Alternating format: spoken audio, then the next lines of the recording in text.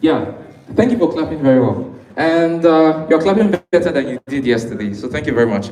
Right about now, we'll be going into the talk session, and the first person that we would like to bring on stage, he's a renowned educationist, and he is Mr. Isaac Tanya. Let's put our hands together for him as he comes to give us the first talk session for this evening. Put your hands together for him.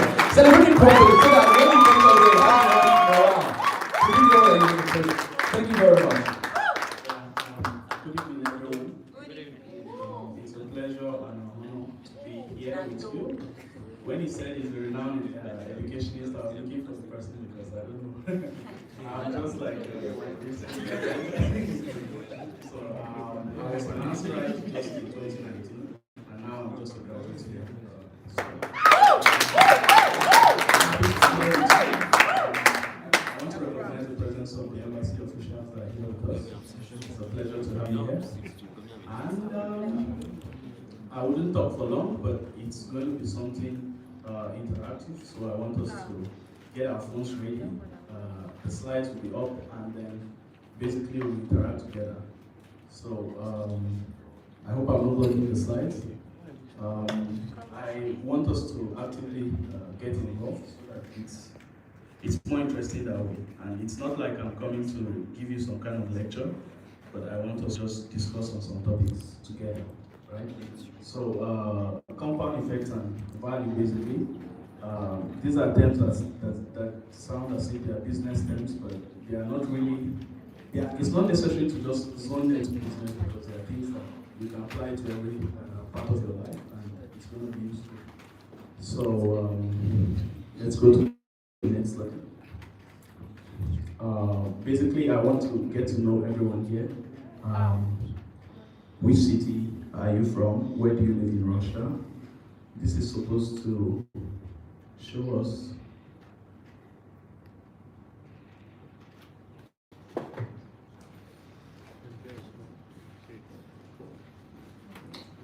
I suspect there will be a problem with the slides. We can write them without that interactive part. So I have an idea of where we're coming from in Russia. So we can go to the next slide. And basically we'll just talk about what value means, what compound effect is, and then what we need to do with what I've just shared. And I will use a very popular story, the parable of the talents. Many of us know it, and for those of us that don't know it, we get to know it today. So the first question I'll ask us is, what does value mean to you? When you hear the word value, what does it mean to you? It would be good if someone would just voice it out, since we can't have it interactively on the slides. So you can just raise your hand and I'll come to you, and you tell us what value means to you. Is there any volunteer? Okay. Value is the word put in something. Okay, the word put in something, that's good. Do we have any volunteer again?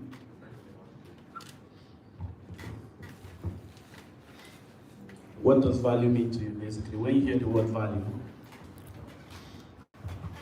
I believe it's a positive effect that adds a benefit to something. Okay, good. Positive effect. Any other opinion? Anyone with something else? What does value mean to you?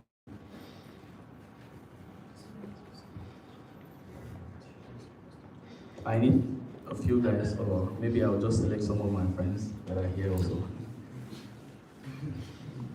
Please select. Okay, Gabriel, the guy in the white hoodie here is my friend. Yeah. No. He, yeah.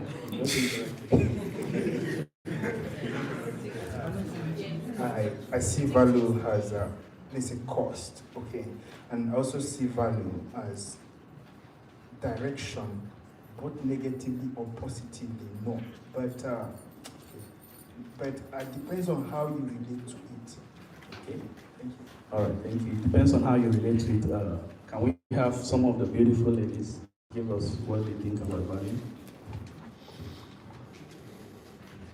So when you hear the word value, what does it mean to you? You select yourself. Yes, she's just a beautiful lady. Yes. So, what does value mean to you? Value is the worth of something. Okay, the worth of something. Okay, anyone else?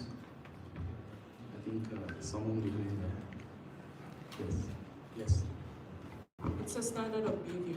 Okay, standard of behavior. I need us to be very interactive because I didn't come with a lecturer kind of mode. I just came to interact, so I need you to participate also. What does value mean to you? I see my friend there.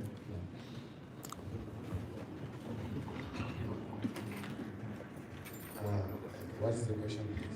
We are discussing value and compound interest, even though I'd like to take it away from the business sense. So, what does value mean to you? For me, I think value is what person acts as a person. Each person has a value, so I believe it's what you have, the content of what you have as a person. Okay, It's your value. That's very good. Your content, basically, right? Okay. Any other person? We take 2 or 3 more. Okay. Value is anything that amplifies any sexual or like an amplifier. Okay, an amplifier. Okay, good. Good.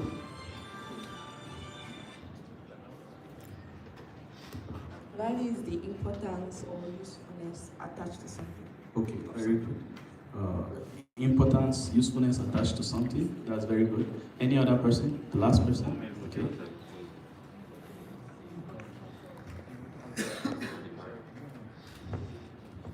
Value is something that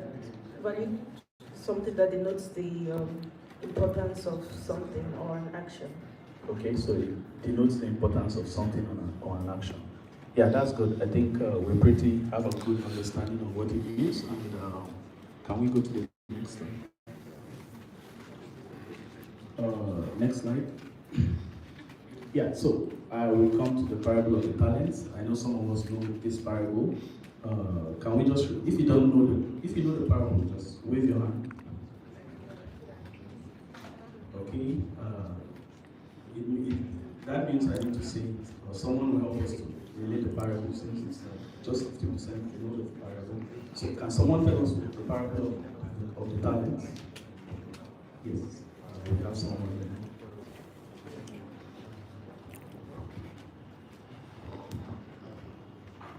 I believe the parable of the talent is the parable in which talent has been shared to 3 group of people, if I'm correct, please. Yes, Okay, the first person, each was given a certain amount of talent. The first, he got, I think, 5, and then 3 and 2 and 1. Yes. So the first person went and invested. The second person also went and invested, but the third person took his own and buried it. And when the master came back and asked for the talent he gave them, the first person came up and told him that he has gotten double of what he gave to him. And then he blessed him. So is the second one. And then when the third one came and he said, I know you are, I know who you, the kind of master you are, you reap where you did not sow. Therefore, I buried it. So the master told him that, so you knew I reap where I did not sow, you buried, therefore you should be in danger. And he collected that which he has given him. Okay, that's good. Summarize. Can we give him a round of applause? We don't need to read it from the slides, even though you can go to the next slide. I just put it in case we needed to read it, but we have someone that has explained it. Just remain on that slide. Yeah, so I want us to take a couple of lessons about value here and then compound interest, right? So, as I said earlier on, it's not necessarily something you have to think of in terms of business, because value is what you have to create, and whether I like it or not, there's some sort of value attached to your presence and what you do. Like when people relate with you, they calculate like, what is this person bringing to me? subconsciously. So it's something we have to apply to every part of our life, right? So we can see a couple of things in this parable. First of all, talents were given to some people, and someone like brought back five. He was given five, and he brought back five. One talent in that time is like, if I'm not mistaken, can we go move some slides again? Okay, like just go back to the first slide. It's like basically the value of a talent then was like maybe 5 years of wage. I can't remember. It was a huge sum of money, basically, right? So he was giving, and then he brought back five. Like that's 100% basically. If you are doing business, you know that anyone that gives you returns that is more than 15% is doing magic. Like, it's very hard to bring back returns more than 15%.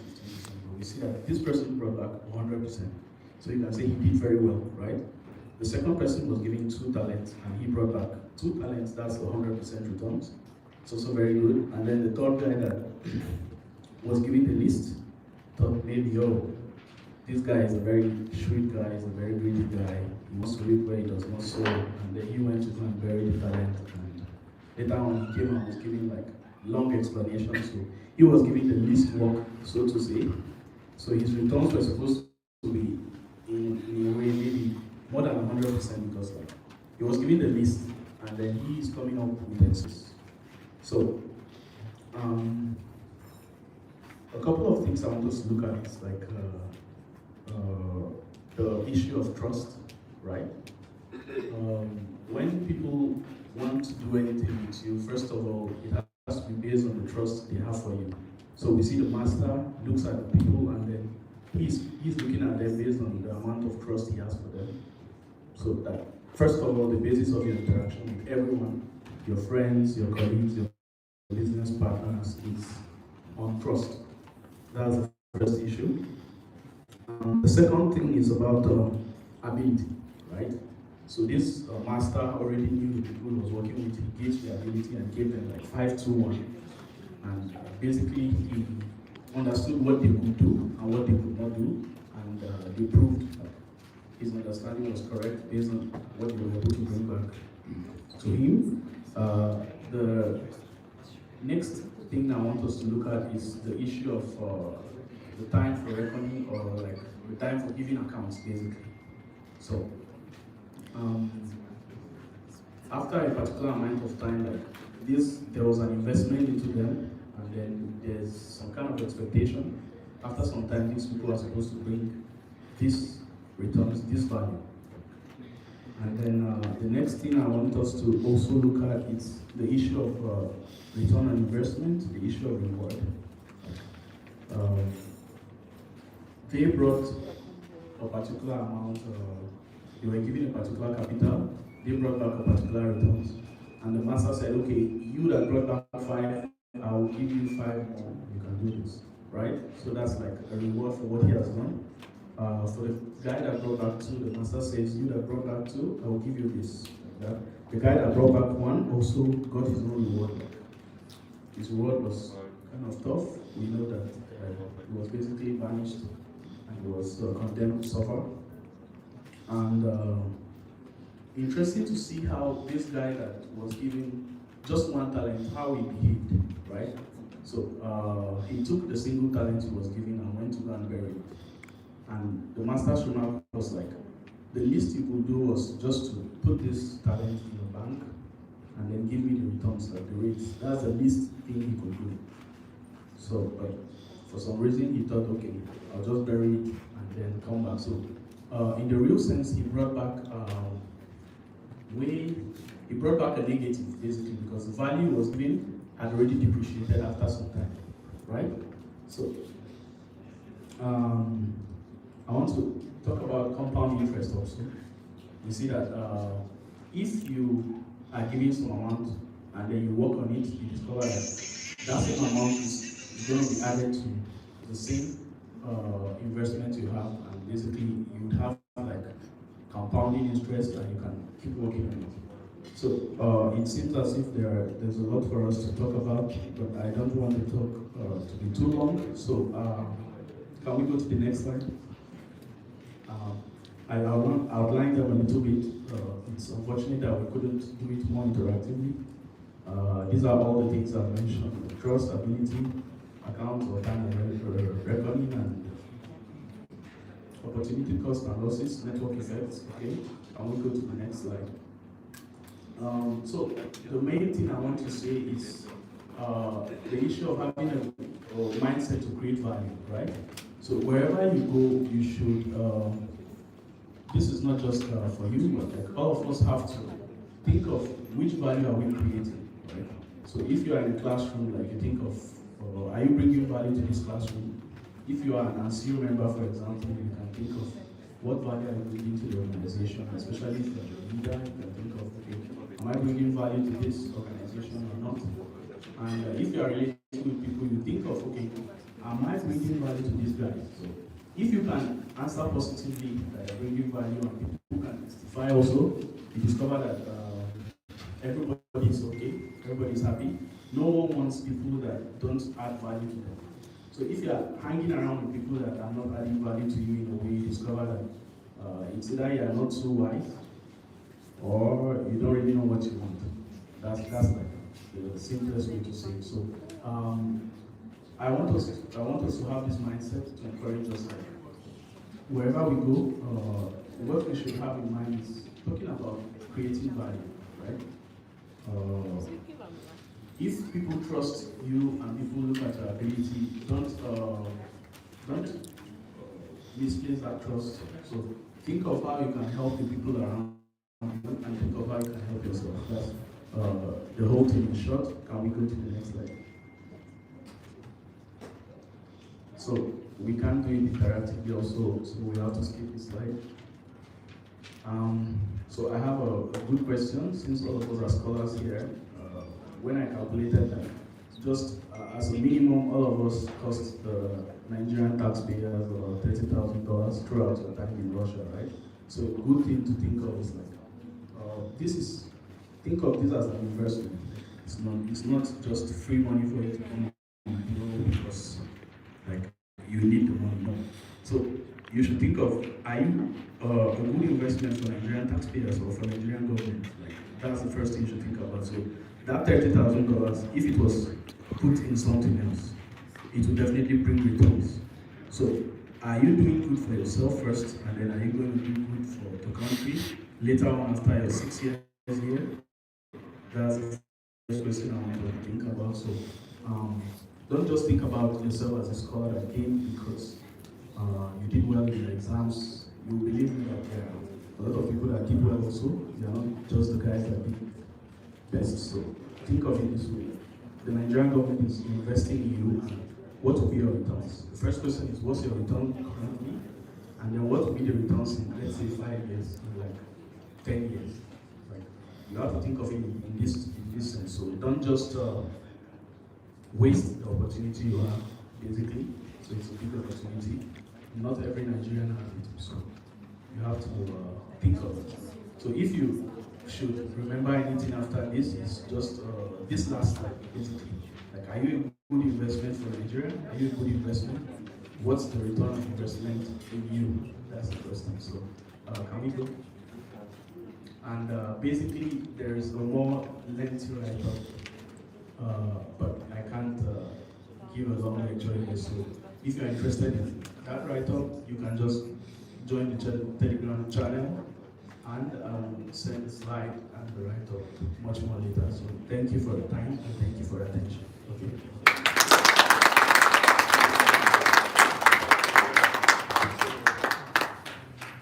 Thank you so much, Isaac.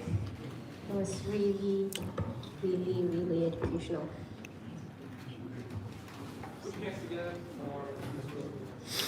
Put your hands together for Isaac one more time.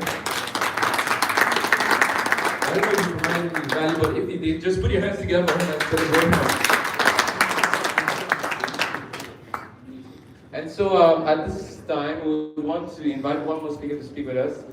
He has a very large profile, but he asked me to just introduce him as doctor. So at this point, let's welcome Dr. Anssir as he gives us his talk session. Put your hands together for him. If you want to get value, put your hands together for him. Hi guys. Hi everyone. So my name is Anssir. Today we'll just have a short conversation, and I'd like to involve the people we have here. As I understand, some people are from other cities. Some of the cities, and Moscow. Anyone from Moscow? Okay, nice. What other cities do we have? Great. Belgorod. Oh, interesting. Any other place? Oh, that's not down south. Interesting. Okay, and we're all students, I presume, right? Studying different courses. What kind of courses are we studying? Science, engineering. What else again do we have? Astronomy, medicine, right? Law. International relations. International relation, math. Oh. What else? Okay, so medicine, can I see you guys? Okay. Engineering? Oh, okay. Do you mind if I know what kind of engineering? Construction engineering. Okay. What other kind of engineering do you have? Software. I think software is big now. Alright. So I want to know, like, how is your education? Do you guys really enjoy your education? Is it interesting? Sometimes? You manage it? What else? Sometimes, okay. Pushing through. But, like, is it interesting? I mean, what you do? Is it interesting?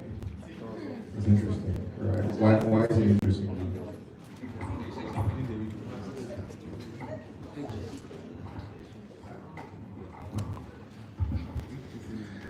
It's interesting because you get to learn new things, and I believe like the process of learning itself, it's quite interesting. Okay. Yeah, when you get to learn new stuff. Okay. So yeah, I think that's it for me. Is it relevant for you what you're learning? Yeah, it is actually. Okay. Do you mind telling me what your course is? Medicine. Medicine? Yeah, I'm studying medicine. Okay, interesting. Interesting. Any other opinions? So I mean, it's interesting for most of us, right? And not interesting to you. Yes, you want to say? It's mostly not interesting for on my own part. Okay. Because I'm learning it. Okay, astronomy. They're not really teaching it like for international students. They're mainly just teaching it for their own students with their own rules and everything. So, honestly, there are things that are already taught to them. Basically, you know how Russians can be very secretive about their space program. Strict. Okay, so there are things that they already been taught in high school, and they don't teach it. Like even if you come later as a foreign student, you will never learn that. So we could get a homework and everyone solves everything and they get the same answer. I solve and get it wrong because maybe I'm seeing alpha and basically it's just, like it's not exactly constant, but they know it as an astronomical constant for themselves. So they get the right answer, I get the wrong answer, and so it's very frustrating. So I don't think it's exactly as interesting as I hoped it would be. What would you have done better, for example, what would make it interesting for you? What will make it interesting for me is if they allowed us to actually interact together with what we're studying and not just entirely theoretical and, at least it was more exposed than, the whole secret Russia versus US thing. Okay, thanks for that. Does anyone share her concerns as well? Anyone? Yeah. So sometimes it's difficult to get interest from what you study, right? Because we have sort of a fixed school system, right? Okay, so today we'll answer a couple of questions.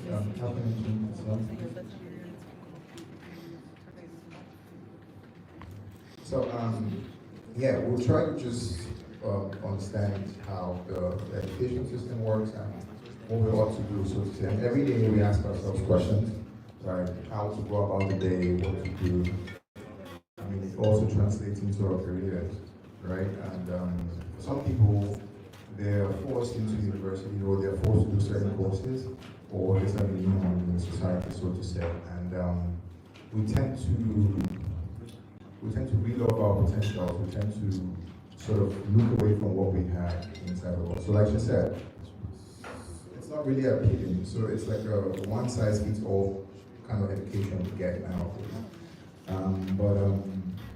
Yeah. So I want us to talk about.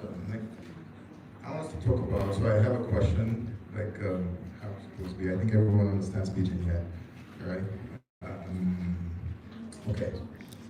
So, what kind of future jobs, what kind of prospects do you see, or what kind of things would be relevant in the nearest future? I mean, we're still right for the job market, right? And things are changing. You saw how 2020 went, right? No one knows what 2022 or 2028 is going to look like, right? But I think one way we can predict that is by self. What do I mean self? Like developing yourself, getting yourself to a space that you can fit into anything that comes your way, right? So one of the biggest professions that's going to be popular in the nearest future is medicine, right? Medicine, the demand is high, right? Sharing with you personally, that's my field as well. And last year I showed that doctors are needed everywhere, so to say. And not just doctors, but how we even practice the medicine is also changing. So, why he said he's an IT guy, I mean, we have some IT engineers here. These two guys are going to have a very big sort of future, I want to use that word, because everything is terminating now, everything is changing to your phone. You order a cab, phone, order a doctor, phone, everything phone. Yeah, you can actually do that now. And yeah, IT. Now business, everything business is together with IT, right? So if you want to order food, right? Yesterday I sat at home and I bought my groceries, and 15 minutes they came. So you can imagine what 20 years is going to look like. I mean, robots will be doing that for us, and how prepared are you? Because 20 years from now is actually your market, it's actually your time. So the truth about it is, what you have now is what you're going to sort of use to survive, and not just survive, but be the best version of yourself in the near future. So, next, please. So, aside medicine, you also have a couple of medicine and IT. You have a more relaxed sort of professions that people do now. They used to makeups, people are painting, photography here and there. You know, these sort of skills are also paying off, right? And the kind of person you'll be, what will really stand you out in the future is how creative you are in whatever you do, right? And this creativity doesn't just fall from the sky. I'm sorry to say, of course, for some people it does, right? But truthfully, is the neuroscience of how creativity works is that you just use other activities to sort of develop your creativity. So for example here, she's taking pictures right now, right? At the end of the day, she may edit the pictures, she's training her creativity skills, and then let's take her to the job market where she's, say, a doctor or a cook, for example. How do you think her foods are going to look like? She's going to present it to you in a very nicely packaged way, right? Hence, she will beat her competitors if she were a CEO of a food company, for example, right?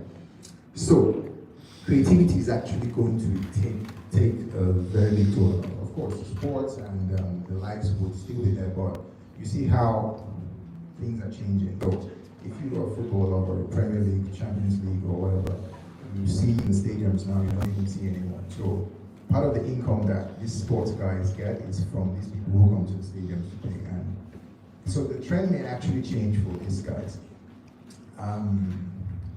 One thing I would like to stress on is online education. So I'm sure for most of us, last year we had a shift, so to say, in our education. True or false? Right. Most of us had our lectures online, and truth about it is it's going to be sort of the new thing, the new trend, so to say, in the long run. And why is online education also important? Because, like you said now, things are not sort of traditional to you in your school, and you would sort of prefer something better. Actually, you can get it. How can you get it? There are online platforms now that sort of expose you to some of these things, right? While I was in med school, and I was going to told me something. I used to struggle to get like 5 every time. And he told me because it was like a competition, so to say. And he was like, you know what, guys, just get your 3s and go to the next level. You know what you need to know when the time comes. And I was starting to come out and I started learning medicine when I started residency. That's the truth. Of course, you'll get your basics. What is this bone? What is this and that? But truth about it is, maximize the time you have in university to grow interpersonally, because this is actually what would help you not get lost. What do I mean by that? Not getting lost is when you have strong interpersonal skills, you're able to adapt. And the kind of world we're living in, as the world changes, we have to be very, very good at that. Right. So another job that would be good, of course, the food industry, right? Who doesn't like to laugh? Everyone travels every day. I eat like 4 or 5 times a day. I don't know how many times somebody eats. So what do we do? I mean, we started talking about what to do, how to go about this. Now, this approach it's a very general approach, but I want to tell you something. Put the question in mind. The question we had at first is, how is it supposed to be? How is it supposed to be, right? So what I have to tell you to do is to get involved in everything. I mean, we're at our prime right now, and you can actually take advantage of this period and get involved. Someone told me that the best gift given to our generation is actually YouTube, because everything is on YouTube now. Everything. Like, you can learn a lot of skills from YouTube, you can do a lot of things on YouTube. And I'm not just saying this because it's nice to talk about, but like in med school I also kind of got involved in a couple of things, and it paid off in the long run. What do I mean it paid off? So I'll get to that, but this slide actually just shows the kind of skills you can develop. So on this side, school gives you this, right? You learn how to program, but programming is not anything in school anymore. I mean, people do it online, are training themselves. Machine operation, you get a degree or certificate from the university. And language. So some of us here probably don't even speak Russian language. Believe me, it's an asset. If you have a language, it's an asset. I tell you of a friend of mine who works like a middleman in the UK. And he landed himself a big contract. How? He finished from Russia there, and there was a Russian billionaire who wanted to do a contract in London. And Nigeria, what did he do? A normal company came with their proposals. So imagine Julius Berger or whatever came for the proposal, like, okay, I'm going to construct the road. Okay, the Russian billionaire, I'm going to get back to you. Then this guy came, brother, they don't work out, and they got along. He got the contract. Right, so why did I tell you that story is the power of language.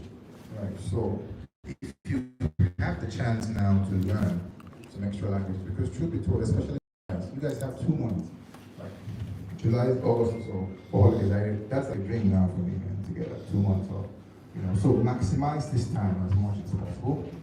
All right, so soft skills are things that you actually develop yourself. How to communicate, how to lead, teamwork, time management. These things are what will help you connect with this, because this is going to be useless if you have this. And so they are together, but this is your foundation.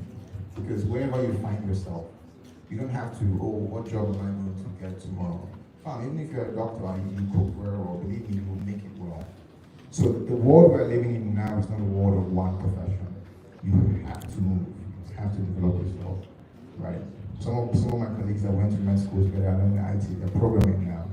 They're doing it and they're making it big, right? So you need to be out there. You need to be out there, acquire skills as much as possible. You know, take pictures, learn how to edit, do things, learn how to sew, whatever needs to be done, right? And let yourself grow. Invest in yourself. Invest in yourself as much as possible, right? Like, invest in your time, invest your time in good things, and invest in prospects, shares, Bitcoin. These little things too, they matter. They do matter because actually people who are well-to-do, they didn't get there and were well-to-do. They started, you're conscious. You're conscious from 7, right? So it is possible. A lot of us earn, we're scholarship students, as I understand you get some good cash, right, from the government, up to $500. So I think if you have that, you have the chance of making becoming 1,000 in the world like that. You know, invest, travel. This is one thing I enjoyed while I was in med school. I traveled a lot because someone said something. If you travel, the best doctors, the best businessmen, the best teachers, the best whatever you want, are those that travel because you get to see the world from a different perspective, bring it home and use it and apply it. Right, so expose yourself, expose yourself, expose yourself. You have the chance to get visas faster here than if you're in Nigeria. So go for conferences, go for tourism, work and travel, do whatever you need to do. Just break out of your norm, so to say. And yeah, so volunteer, do what you need to do, push yourself, push your limits, you know, just go out of the norm, right? Next please. Yeah, so what's the answer to our question? How is it supposed to be? There's actually no answer. There's no answer. It's very individualistic. Just be the best version of who you are. Don't be shy, because I'm not you, you're not me. Right. What differentiates us from people out there is that those other guys are not shy of who they were and what they can. Of course, in first instance, it may seem weird, especially if you are maybe amongst people or maybe some inferiority complex or whatever, but the long and short of the story is that you should get involved, you should travel, meet people, because the job you're going to find tomorrow, maybe not from your skills, but by the person you know, right? So in such conferences, exchange numbers, exchange contacts, listen to each other, follow each other up, right? Think of productive things you can do together. And of course, truthfully, chill, relax, have fun right now, have fun, travel, but be very creative and be very conscious about what you do and use your time wisely. So, yeah, I spoke about online education and the like, so there's some useful links here that could help you to, push your limits, go take some online courses, develop some skills, offer up some scholarships and some jobs. Yeah, so that's it.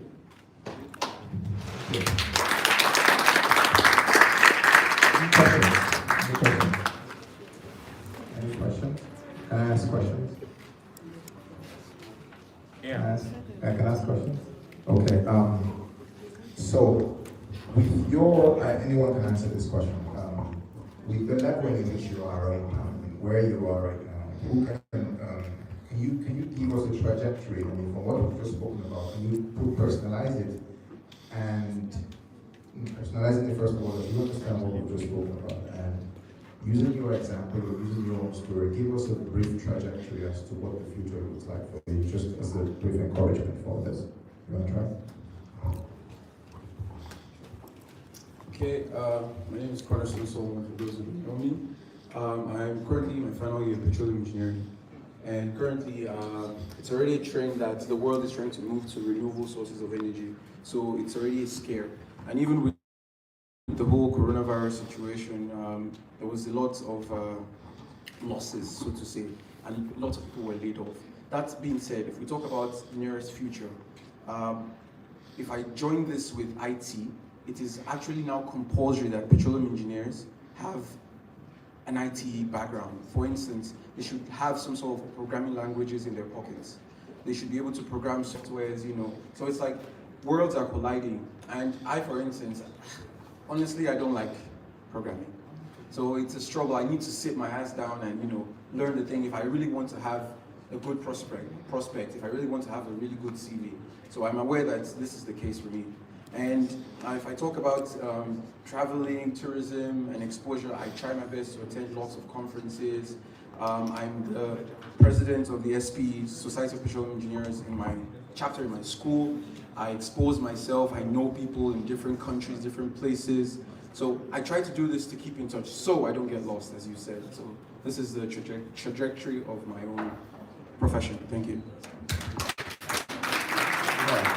We are speaking the same language. Okay, I'll take one more. Okay, well, we have two.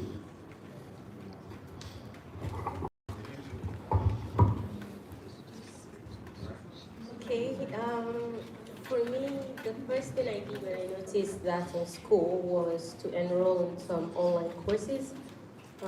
There are 3 different courses offered by Caltech on astronomy that I've enrolled in, and I've completed the first one. I have 2 more. And during the coronavirus, I started developing my skills, from writing poetry to writing stories to my art, like drawing and doing other things.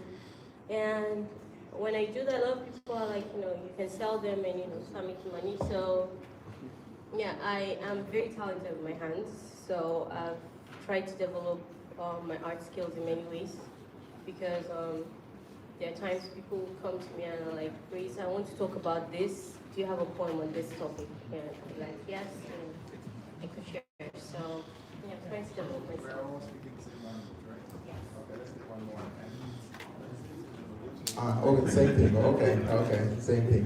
Yeah, so, yeah, that's it. Thank you once again, guys. Put your hands together for Robert. Thank you very much for the presentation. Thank you very much. At this point in time, I would like to welcome the president on stage to introduce the next line of events. Let's put our hands together as we welcome our president. Put your hands together for your president. Well, I would say that we are really blessed. This is the first time in years that we have almost the entire embassy officials here in our midst. Something great.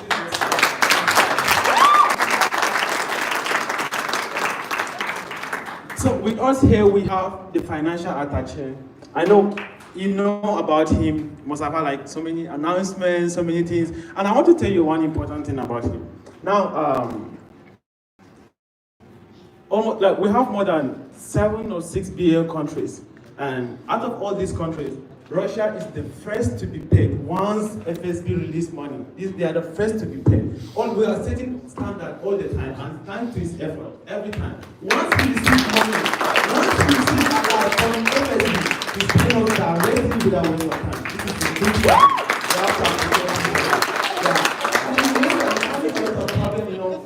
Just working here, you have a lot of problem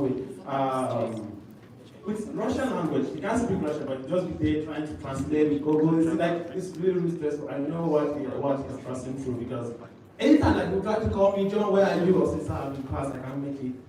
It's something very hard. I know how he found it, and he's been like a daddy to us. And sometimes even when the embassy will say, no, about the loans, we say, we were requesting for loan. The embassy might be against it sometimes because of the complications, but this man right here has been interceding on our behalf for so long, giving us loan.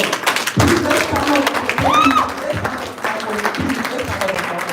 Thank you, sir. Thank you so much. Thank you. Let's be seated. So his name is Mr. Tayo Adedoku. Thank you so much, sir. Also, beside him, we have the consular officer, Mr. Barnum. I could remember we had some issues, some of our students in Moscow. It was really so unfortunate with the police and other things they were charged in the police station.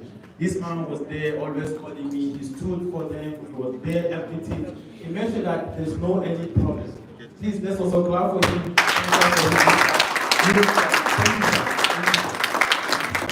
We also have Mrs. Beatrice. She's the head of the immigration officer. Well, she just arrived newly. I don't know much about her, but I know she's. Huh?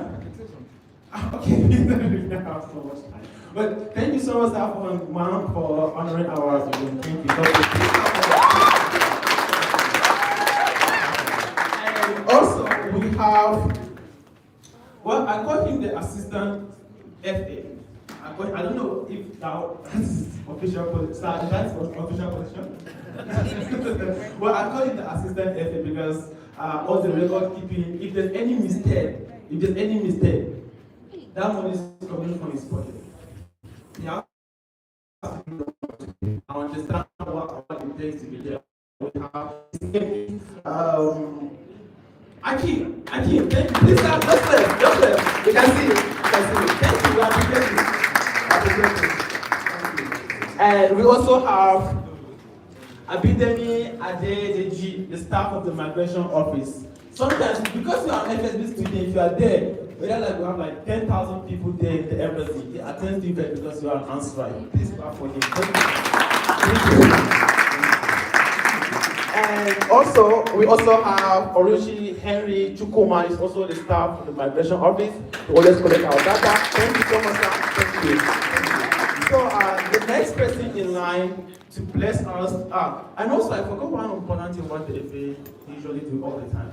Now, this man here, he always releases advices for us every 3 months. He never fails. Every 3 months. How to maintain our money, everything. We know we have coconut head, but he always he's always there for us, advise us, and he never fails. Please start welcome on stage. We thank you for thank you.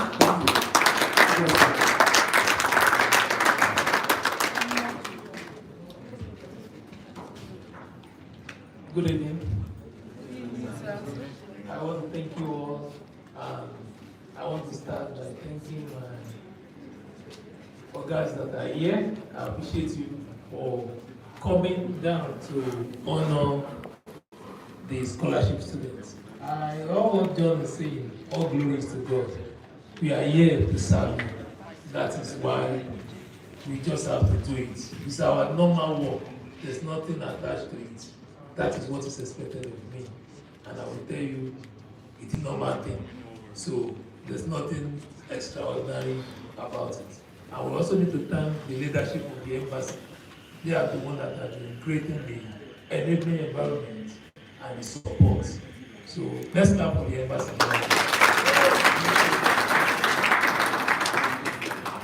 I know when they will ask me to talk, and I asked them about what? They just said finance.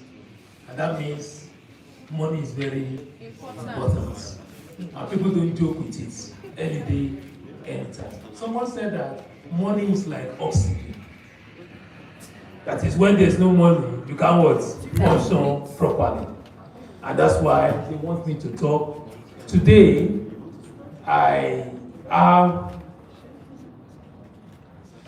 message, but no time. You know, sometimes you have message and you have time. But today I have message, but no time. But I luckily have asked the EXCO that at the end of the presentation, they should make it available so that your own time, you can go through it, digest it, meditate on it, and take positive action. And I know you will see the difference that we are talking about. So the first topic given to me is understanding financial freedom. I will be a bit fast, and please just accept me. I happen to be a teacher, apart from my profession. So when you say teacher, you want to what? When you give a teacher a platform, he will teach. So just accept me like that. But I will also make it interactive. When we talk about the essence of the presentation, I quickly lay down the objectives for you, is to understand financial freedom, to know the practical ways to save money. I've seen people that will give money on Monday, and on Friday, I can't see the money in their account again. So we need to know practical ways to save money. And we must know the importance of saving. The importance of saving. Do you know that if you don't get it right now, there's a bigger problem waiting for you in the future? And that's why I have concern for some of you who find it difficult to save your money and know how to do it right. Then, to know how to manage your income, also your spending, your savings, and investments. You see, it's like a financial circle. Anybody can generate income. I hope you get it now. Anybody can generate income. But the problem area is the second step, that is spending. Because some people income is equal to spending. And at the end of the day, they can't get to the next level of savings. It's only those who have savings that can talk about investment. I know Isaac and the other gentlemen that just left now, they talk about you trying to be innovative, trying to be creative, trying to shift focus. But when you make all this move and the money is coming and you don't know how to what? Spend it right, you don't know how to save it, and you don't know how to invest it, you know it's a serious problem. And that's why we need to get it right. Next slide, please. Financial freedom is about being in control of your finances. Being in control, that is taking ownership of your finances. And financial freedom is about planning, managing your personal financial activities. And like I said, it's all about income generation, spending, savings, investment, and protection. You know, the two speakers that have handled topics today mentioned something. There are a lot of information in YouTube that if you pay attention to it, it will do you what? Good. Just like what we have in the scripture that said, my people are destroyed for lack of knowledge. You can know more about income generation. You can know more how to be disciplined with spending. You can also know more about savings. Then we talk about investment. Then we move on to what? Protection. Because this world, personal finance is all about. Next slide, please. I will skip this slide because these are sources of income that can come to you. I know presently you are on stipend, at monthly allowance. Very soon, you will start earning salary. If you know how to invest, bonuses will come. Somebody talk about online business. You start earning hourly wages, interest. These are sources of income. Next slide, please. Spending. This is where I have issue with. And let me tell you one thing. Somebody said something, he said in his own theory, he said 95% of people income don't go beyond spending. What the person is trying to say is that when they generate income, a lot of people, they end it with what? Spending. That means you need to know how to be prudent. You need to know how to be disciplined. You need to know how to have what we call personal budgets. You need to know how to set target for yourself. I know I've seen some students that are doing it right now. That is even when they collect that, somebody mentioned that averagely 30,000 is what federal government of Nigeria has budget for each scholar. $30,000.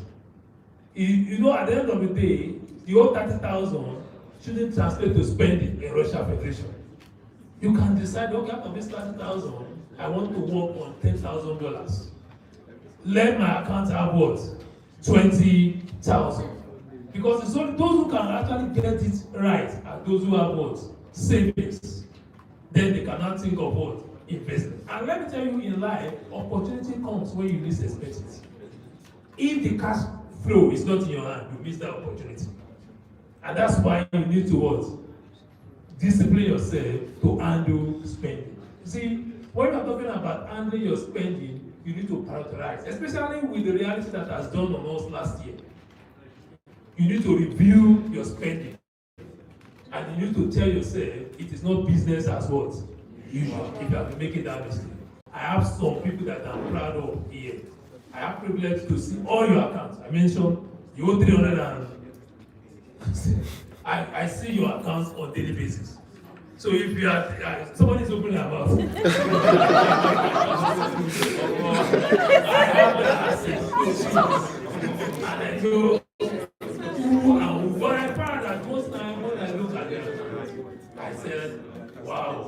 some people, they have problem with what? Spending. Because some people already spend income that scholarship board has not released now. Because you just need to look at what and what is driving your what? Spending. When you want to live beyond your what? Needs. You see, life is in phases and people are in levels. I must tell you that this is that. You must know that if you are not yet in a particular level, don't struggle. It's a matter of time. If you do the right thing, you'll get there at the right time. But if you start when you want to leave December in March, you know there will be a problem. And that's what I'm saying, that you need to be disciplined in spending. Prioritize, review your spending. Know what is actually your need from your wants. The fact that everybody is doing it is not opposite to what? Do it. And the more you try to conserve your income, the better for you. Many of you have ever, maybe you have not talked about it. Somebody said in the next 3 months, you'll be out of the system. Then you now ask yourself, what will happen to my further studies? I hope you get it now. What will happen if I get out of school and the job that you think is there is not available? How will I move my life? Some of you have talents and skills that you can turn towards money. With your savings, you can embark on these beautiful plans. But when the money is not there, you are just as good as someone that doesn't have what? This idea. Please, you need to work. Let me move on to the next slide. You can savings. I think I've stressed it, and I've given one form of savings. Let's move on. Investments. I've mentioned it also, some common form of investment, and I think one of the stuff mentioned is we have stock, we have bond, we have mutual fund, we have real estate. But for now, what is important in line with your status as a student is your capacity building, which is your education. Hello? It's your capacity building, which is your what? Education. You can have idea of it, especially those who are maybe by the time you have a knob, someone that has 20,000 in his account. Okay, you can start planning to put it on. I use the word secure guarantee risk. Please quote me. Secure what? Guarantee risk. If you take a risk that is not secure, and that's why you see me listing something that is secure guarantee what? Please, like for those who are in year 5. Let's move on, please. Next slide. Importance of savings. I think the message is clear. Okay? How will you handle transactional motive, speculative motive, precautionary motive, even peace of mind? You know, when you have enough savings, you have peace of mind. Yes, sir. Those who don't have savings, they are not saved. Because anytime scholarship board disappoints, they will be the first person to what? To panic. For example, now we are expecting January to March, and you know you have like $3,000 in your account. You will be able to concentrate on your what? But you know we have not received January to March, and you have just $5 in your account. You know you become a prayer point. Start praying. Oh God, touch the heart of director scholarship. So please, it gives you peace of mind. It makes you to concentrate without running into trouble. Then we have financial security and others. Next slide, please. How to manage your stipends is very clear, and please take time to study it on your own. It's individual. But you assess yourself and see the missing link, then you make the right correction. Let's move on. I crafted this because some people want to tell me I don't have level of figures. You can do your own personal budget. Start now. How to do what? Personal budget. It will help you. Your budget will reveal some things to you that you don't know that it is you that is spending the money. I know some people, when they collect money, they will tell you, have we been paid? You can imagine that kind of question. Because he cannot see the what? The money again. So, have this. When you do budget, you're able to prioritize your spending. You're able to even discover that, oh, I need to plan. Suppose scholarship board money not come on time. How do I what? This is just an example. It's not a must. You should have personal what? Budgets. It will help you a lot. You all have access to it. Then you now sit down. Every month, you can be reviewing your budget. It will point to some mistakes. It will point to some strengths. It will even point to some need that you have not what? Imagine. I hope you get it now. And it will help you to maintain the balance. So whether you are engineer, or whatever your course, it is compulsory you have your what? Personal budget. It has its own advantage. I prepared this as a kind of example to help you with. You know, some people some people even collect allowances from home. Yes or no? Yes. But I'm not account for that allowance. They have seen it as what? Pocket Cheap what? Money. But you know that the day you graduate, that cheap money will stop. Your parents will tell you are welcome to the world, the real world. That means you are in artificial world. So if you are smart, you have 5 aunties sending money to you, you should start what? Saving that money. Because the day you graduate, all of them, they will delete you from their what? From the payroll of that special allowance. So you need to think smart and know this. Your budget will review all these things. And you know where your money is going. And your budget will help you to really address your need, not your want. Let's type this. I don't want to. Qualities to possess to have financial what? Freedom. Your leadership, the Anssir school, they said talk about financial freedom. There are certain qualities that if you have it, you have financial what? Freedom. And one of it is what? Develop good what? Reading culture. Apart from your field, develop interest in finance. I have one book I have sent to them today. I expect all of you to take time to read it. You see how the rich people think. I believe everybody wants to be rich. You need to level on how they think. What is their belief, what is their value, what is their philosophy that make them to be what? Rich. There are some things that rich people don't do. And you, in your own belief, you think they are what? Stingy. In quotes. But there are some beliefs, there are some value that has placed them there. I deliberately add that additional material to help you develop good words, reading culture. Next, sharp foresight and planning what? Skill. Hard work and smart words, ideas. Competency and what? Diligence. From now, make it part and parcel of you. The last speaker talked about that. You see, you're diligent. When you are diligent and you are competent, it will open doors for you. And it will take you to the top. And it's that diligence that will help you to stay at the what? Top. You need it. It's part of what can guarantee financial freedom. Then we talk about prudency, that is avoid what? Wastage. Some people will go and look for money they don't have to impress people they don't like. For example, you just collected your stipend. I will be practical with you. It's not a must that you should change your phone. But because you want to look big in quotes, you want to buy the latest what? Phone. And at the end of the day, you enter debt trap. Please. It's not compulsory that you should wear a particular. Once you understand this thing, it will help you a lot.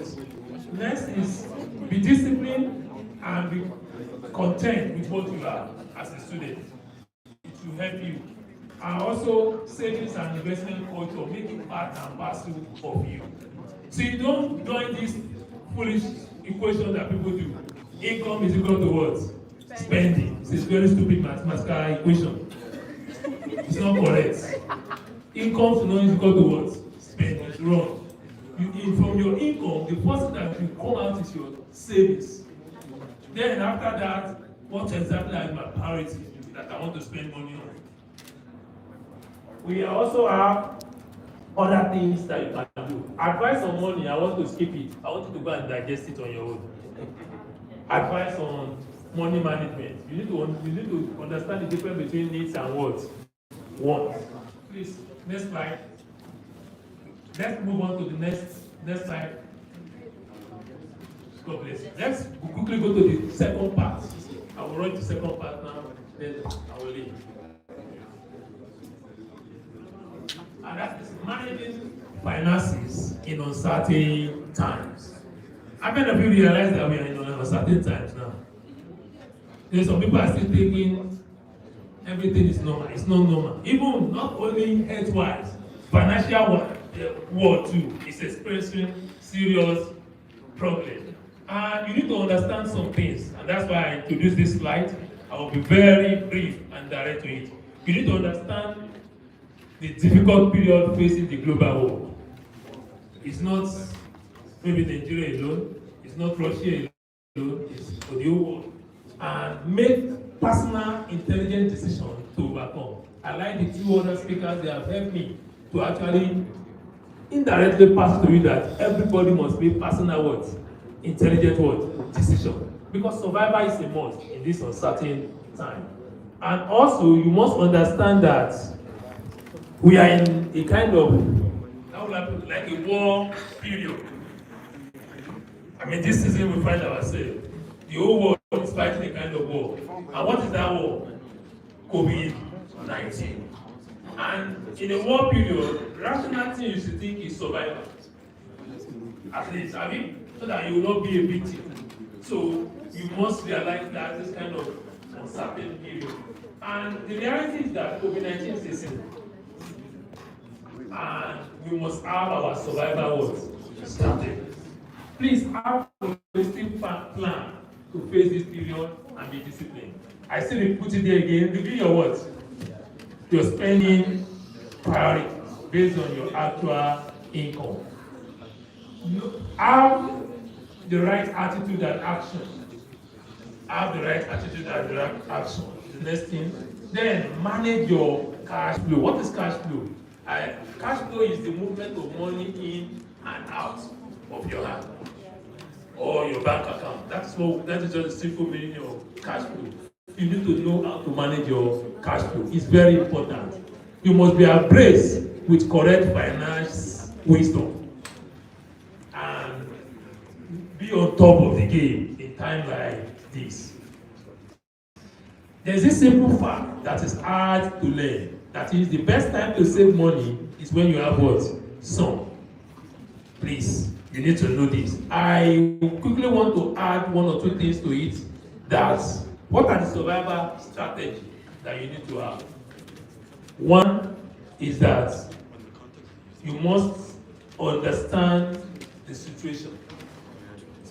And you don't need to complain because you cannot help it. I mean, you know, if what you can help, you can complain. You need to understand and accept the situation as it is without complaining. But you must have courage to take positive action. That is one survival key I'm giving you. You must also have the ability to focus on the opportunities rather than the problems. Do you know that despite COVID-19, some emerging opportunities are coming up? They have mentioned some to you. If you are very smart in listening today, they tell you that everybody should focus on what? IT, to carry it along with your what? With your career. You can't afford to drop IT now in view of this situation. So you must know that, oh, whatever I'm doing, I must embrace what? IT skill to actually survive. Next is consultation, knowledge, and understanding. Go for more consultation. Go for more knowledge. Go for more understanding. And how do you do this? By you paying attention to, the last speaker mentioned is that this generation, you have been blessed so much. You don't have excuse to fail. Enough what? Information is there in the YouTube. It's only what you pay attention to. You know, some people, when they open YouTube, is what will not add value to them that they pay attention to. You have enough information that can help you. And do you know that even despite the global meltdown, the economic problem, some people are making it in this difficult world time. You need to go for more consultation. You need to actually do more brainstorming. Identify need, identify gap, identify need in an environment, and try to meet that need, and you see yourself making it. Multinationals, they are already positioning themselves. The people who call multinationals are supposed to be what? Comfortable. They are already thinking that let's divert, let's identify the need, let's identify the gap, and let's meet that. A lot of new companies are coming up. And you too, you can see what the one now is a kind of moving trade. It's either you stop at your own bus stop and they are what? Moving. So you need to move very fast and catch up with it. Also, another survival thing I also want to add is that, which the last speaker has helped me to do. I said you should be creative. I mean, that is, you need to be innovative and think, not traditional thinking now. Think outside the what? Box. I will use one of the big hotels in Nigeria as a very good example. There's this hotel in Nigeria, they call it the Co-Meridian Hotel. How many of you know that hotel? Now, that hotel in the past, when you need to walk in to lodge, to actually enjoy the service. But in 2020, they did something to tell everybody is being creative. They now realize that customers, nobody wants to come to hotel. They are now doing online home delivery of food and laundry. They discover that they have a lot of people in Lekki and the other areas that they can. All they are trying to do is they want to be creative to remain what? Relevant. So how much more you? And don't depend on your certificate or your line to survive alone. I don't know if you get the message. Maybe I studied chemical engineering. Then I must just look at one way. No. The other speaker has mentioned to you that we have a lot of opportunity. Just maximize it, identify need, develop passion in a particular line. You may study chemical engineering and you are excelling in IT. You may be a medical doctor and you are doing very well in instrument business. I hope you get it, please. Just know that it's not what you want. What is the need? Can I provide what? The first speaker talk about value. I mean, can I bring? Once you bring value on the table and people embrace your value, you are already a millionaire. I hope you get it now. Aliko Dangote is doing fine today because he identified the basic needs that an average Nigerian need. And whether we like it or not, because of the value he's giving, all of us are what? You give him your salt money, your sugar money, your cement money, your Indomie money. You can't hate that man because he's changing value for everybody. There's no household in Nigeria today that is not paying value for Aliko Dangote.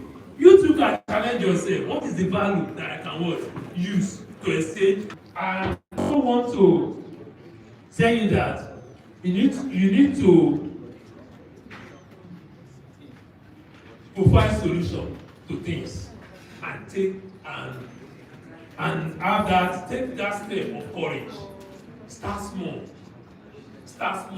Then you grow. Some of the things I'm telling you now, it may not relate to your present scholarship. Some there are things you can take home. And to end it, I want to end it this way by telling you that if you really want to have correct finance wisdom, take time to read. There are a lot of good books on finance that can help you. You don't need to be an accountant to get that wisdom. You don't need to be an accountant to get that wisdom. There's a lot of books. You can even attend seminars. You can even leverage on those and tap into it. And I want to close with this saying. You may decide to turn your eyes to the other side, but you cannot deny that I have not passed this information to you. Thank you.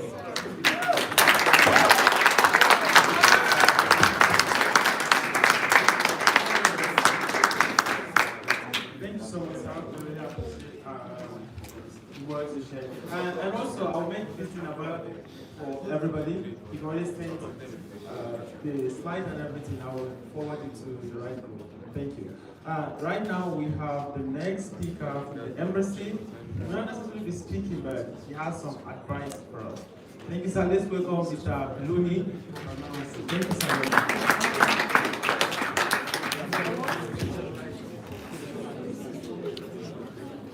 Hello, good evening.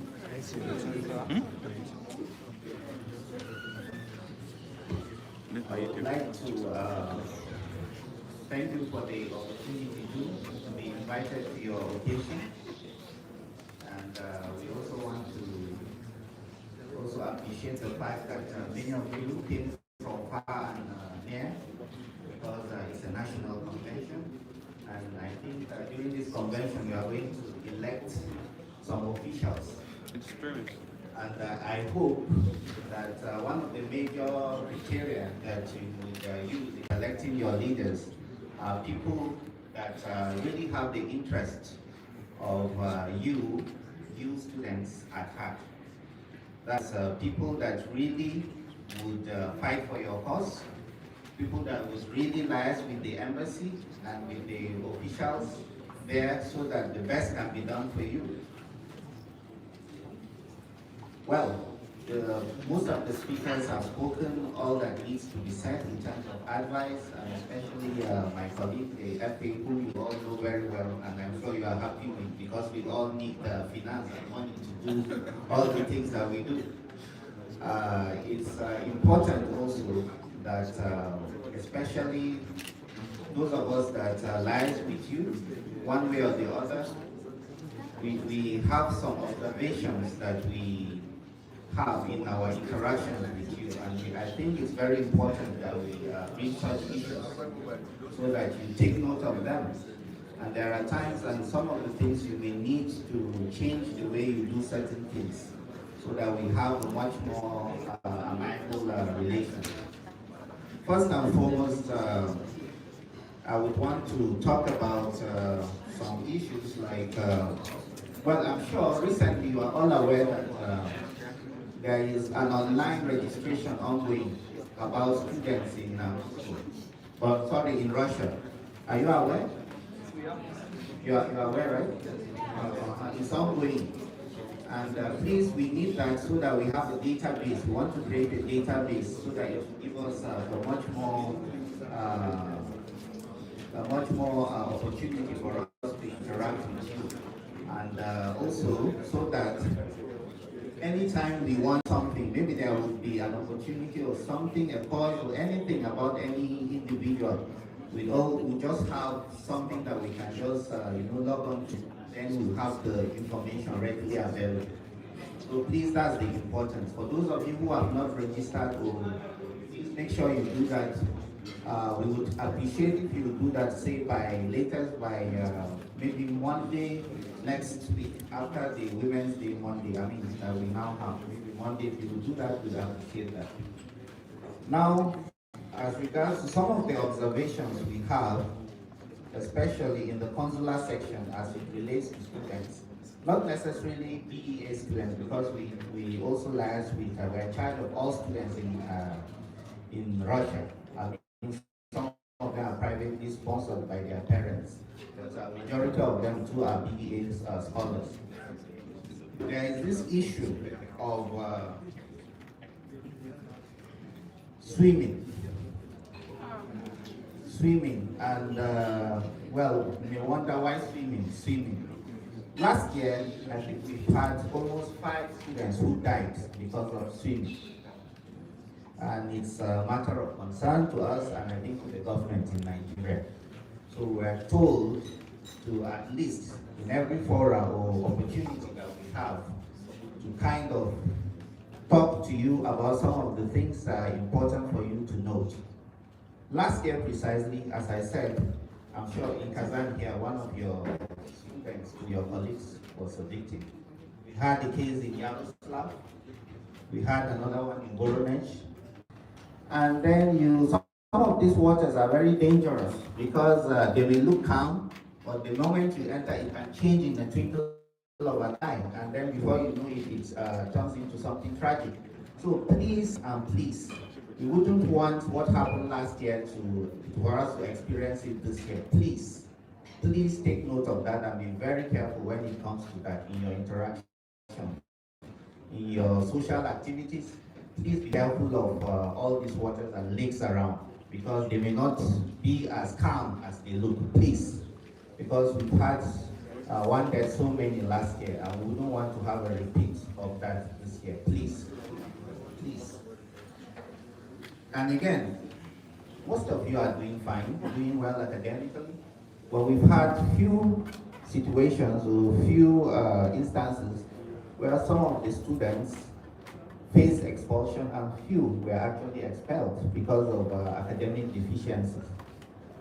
First and foremost, you should realize that you are here to study. There are all other things. Study, education has so many variables, not just the classwork. Your interaction, you are supposed to learn. There are so many things you learn out of class. But ultimately, what brought you here, you're on student scholarship. Are there students here invited who are not part of the BA students here? Are there? Are there? President, you said some may be coming. Yes, sir. Yes, I've said that. But none. No, it's okay. I'm not blaming you. I'm just asking because you told me May. So even if they don't come, I mean, it's okay. Okay, it's still okay. So please, the embassy intervenes or tries to intervene in such situation. But most times we find out that the students report very late. When it's almost too late. Maybe they've had several warnings. And then maybe the last warning and there's no time and then we are told. And then sometimes the school just like, look, this is what happened and sorry, we are just, it's very sad. It's sad. I'm sure it will be sad for the individual, sad for the parents, and also sad for the embassy, sad for the government of Nigeria. And I'm sure even the government of Russia, since it's a bilateral scholarship, they will also not find it very funny. So please, please, and please, even when you have academic problems or situations and you think you would want embassy's assistance, or maybe there's a lecturer that is giving you problem. Because we've had situations whereby I think a group of some students in one of the universities in Moscow, they've had to come to complain, lodge some complaints about some of the academic staff. And I want to believe, even though they've not returned, perhaps something positive. It's not targeted at them. From what they said, it's like it was an African thing.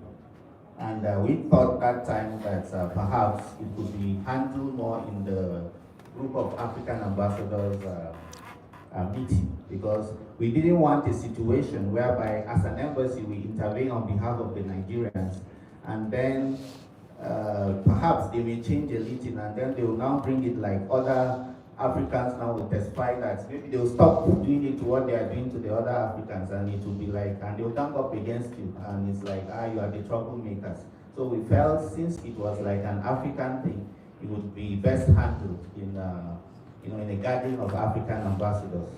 But so far, I think most of the students have not returned, so I want to believe that something positive has taken place in that regard, which is good for everyone.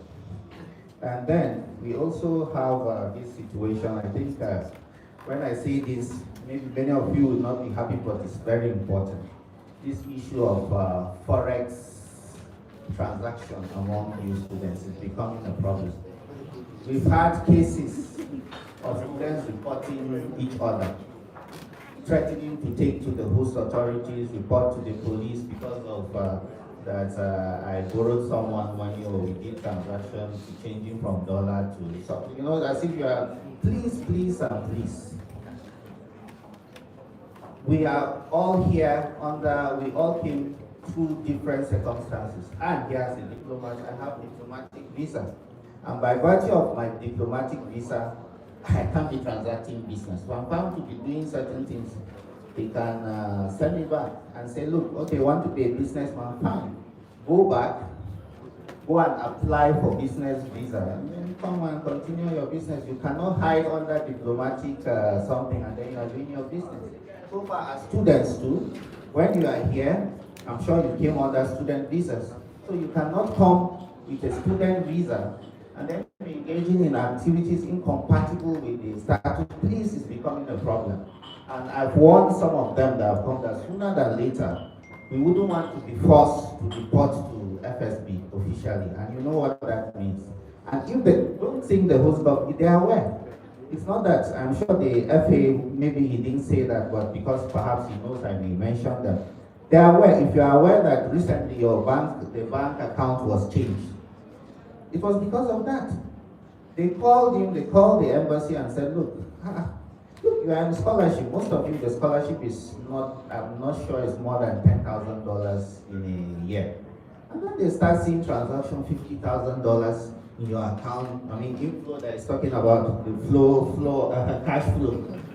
$50,000, $100,000. And it's a scholarship. So the government, what do you expect them to do? Because they feel that this scholarship is, they are trying to help. There are people perhaps who are struggling. They are trying to help the country because perhaps we are in some difficulty and so on. Then they said, These people are even richer than we thought. I mean,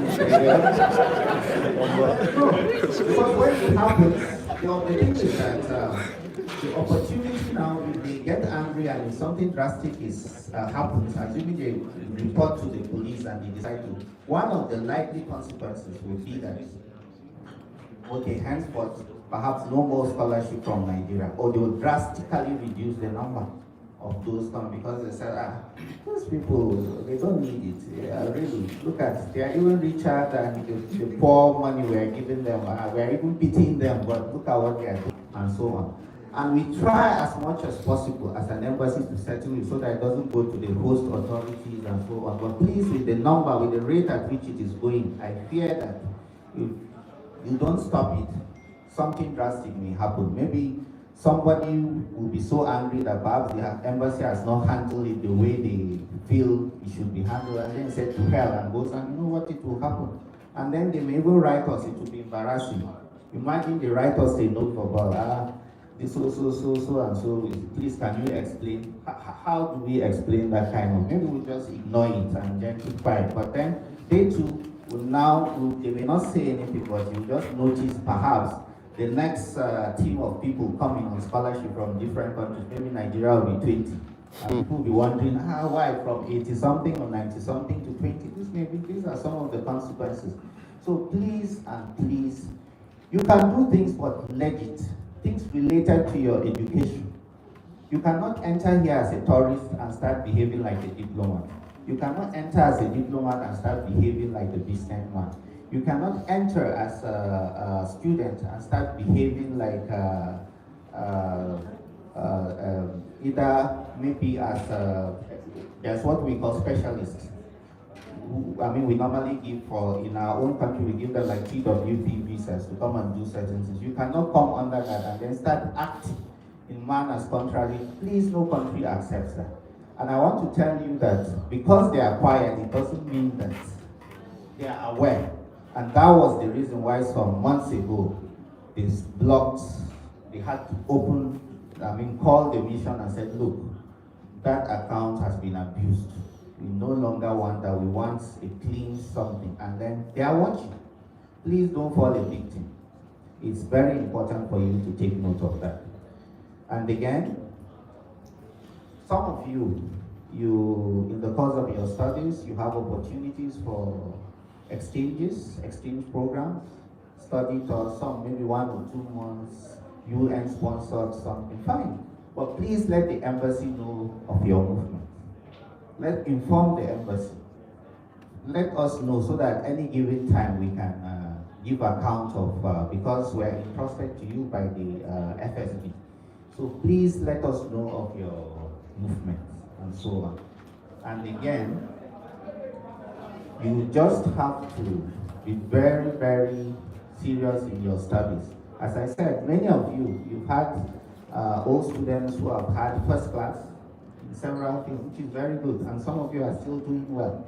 But please, those among you that may not be doing well, and those, some of you have friends who are in that category, and some of you are really doing well. If you can help, maybe extra lessons or whatever. We are all, in fact, we are all ambassadors of the country.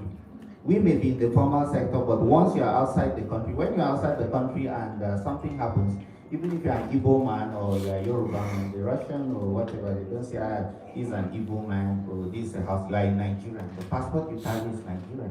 So please and please, whatever we do, we should be conscious of the fact that we are representatives of our country in our own levels, please and please, so that we make sure we portray the positive image of the country. The country is suffering a lot, especially our image. We are tired of bad news and so on. But we know that we are not the most difficult people, or we are not the worst people on earth. It's just the way we tend to advertise ourselves, or the way we tend to portray in social media. We advertise things that are very bad about our country. It's not really that all these countries that you are seeing, it's not that they don't have, but they block it. They wouldn't want you to see those negative things. They may even have worse things. US, Mexico, and so even the killings we have in Boko Haram and so on, you'll be shocked. most of these countries, the number of killings per day is much more than what we have in the country. But they hide because they know that foreigners rate your country based on the perception of what the news is spread. So they wouldn't want tourists to stop coming or foreign investment to stop flowing into the country. So please and please, whatever we do, let's try to be positive. Let's try to impact positively in our environment. So thank you very much. I hope that we have a change of heart and then we take things positively. Thank you very much. Thank you so much. The next person in line, we really don't have time, and I would like to apologize for the delay. I explained it in the group that it's not our fault. As at 7:30 here, nobody is here, only like 20 people here. We're supposed to start at 6, no one is here. So we have the last person to talk, Mrs. Bentley. She's coming here to advise us on the migration. Will you speak for 10 minutes? Thank you, ma'am. You're welcome. Hello. Yeah, good evening, everybody. It's nice meeting you. I hope you're all doing good. Yes, ma'am. How is the weather? Some of you are used to it, isn't it? While others are still struggling to get it right. Okay, I'm not going to take much of your time. Actually, you should, next time when you want to invite a speaker, you don't give them time. Okay? It's very important. Yes. Because soon you start sorting out to get jobs, to give people the privilege to utilize their time. There may be so many important things I want to tell you guys, but when you limit me to maybe 5 minutes, I might decide to go with it. And there are some people who might need those valuable information. So like I said, the immigration department, we are here this night to say hello to you and then to ask you how you are managing your funds that FA is giving you. I hope you will share some of them with me. FA told me you are earning $50,000.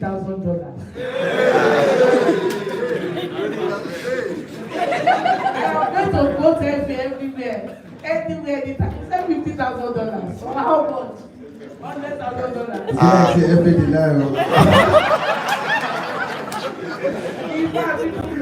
You can speak, you have to speak up. So basically, please, as a woman, our motherly instinct comes first. Every woman here, round of applause for yourself. Don't be no woman, no problem. No woman, no world. That's the simple truth. Yes, sir. Yes. No woman, no world. You can't survive without us. We are your necessary problem. We are your everyday cross. We are your roto. We are your tomato. We are your shower. So women, we rule the world. If I shout down my president, daddy, nothing they show, nothing will happen. No. So basically, jokes apart, please, let's be prudent and watch out for one another. The FA has spoken, and it's very, very important to manage our finances. And I've learned a lot from him during the short time I met him. He's a good guy. When I was coming from Nigeria, I had the perspective, or let me say perspective, or I don't even know what to qualify for that FA. I'm not going to like this FA, the way they tell us about them. That when you see them, they're like devils sent. But it's actually a good time. Yes. A round of applause for you. Those are going to miss him. And that is a father. Yes. We are not here for him, but he has really tried.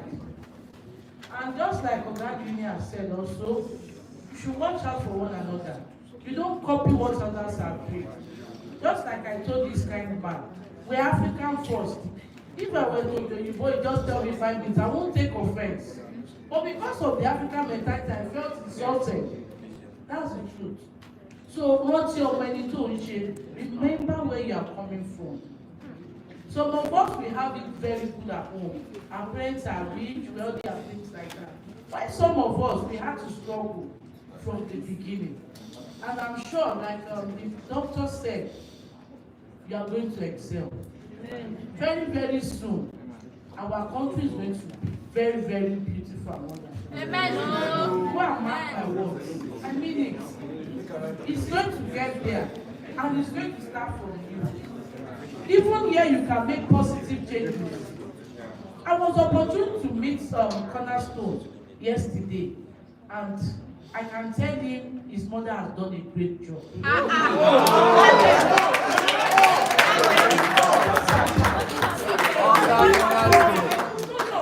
I'm serious. And I met some other people too in the airport. I think a lady and a guy too.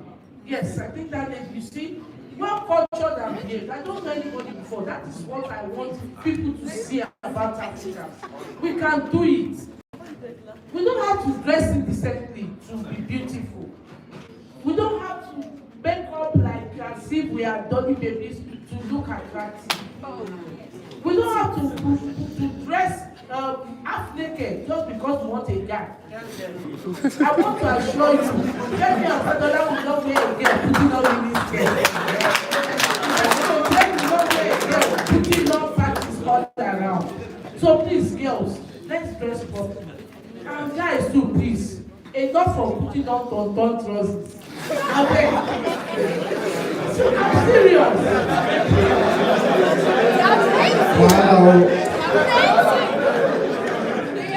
Yoruba people will say, "You really see the sun in not job." The way we see you, this is the way we address you. You are going to the market soon, and every mother's prayer is for the children to succeed. I'm here for you.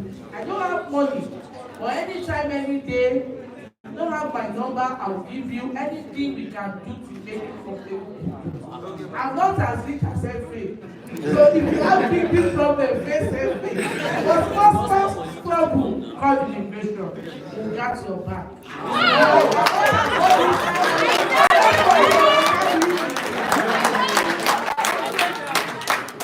So please, basically, please, let's finally, before I talk briefly about passport intervention, please let's put God forward. First in everything. You see, when we put God first, everything will fall into place. When I was coming to Russia, I almost said I was going to African country because of this war. I was like crying. I said, God, why me, why me? I want to tell you, I don't know the best country in the world, but I wouldn't have felt at home. That's the simple thing. So when we put God forward in everything, I'm not going to tell you tribulations will not come. I'm not going to tell you every day is going to be a bed of roses. It's a lie. But when we believe that it is only God that can help us, believing is going to be a passing phase. Be it money issue, be it relationship issues, be it stability, finances, anything you can talk about it. Even health challenges. Even if you are sick and on drugs, I believe if you put God first, there's nothing that cannot happen.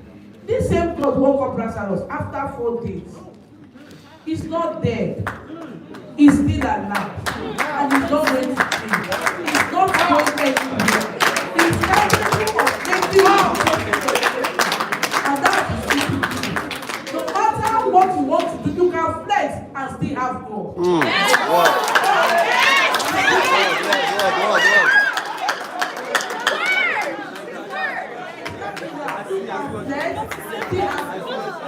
Basically speaking, being Muslim or Christians, it's only one God. Yes. Different perspective. Yes. But please, on your reconstruction. And it's Chineke, it's Allah, it's everything. It's the only one that can help us. And please, cultivate the habit of calling your parents. This goes to the guys. Yes. I'm sure most people, you don't call your parents. Just remember, very soon in the next 1 to 5 years later, you will go back to that state. You are coming back there. That's my prayer for all of you. Okay, now they somebody shout amen. Amen. Either you like it or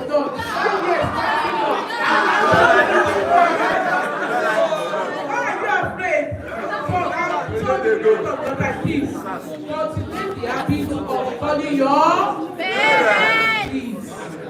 After God, it is our parents. Call them, ask about their welfare. Do video calls. We mothers, we are very, very worried. I'm here, my mother has called up to 5 times. How is the casa? How is the place? As old as I am. So that is how much. Nobody can love you how your parents love you. It's a simple thing. Even if that guy is telling you, see, he's not seeing you.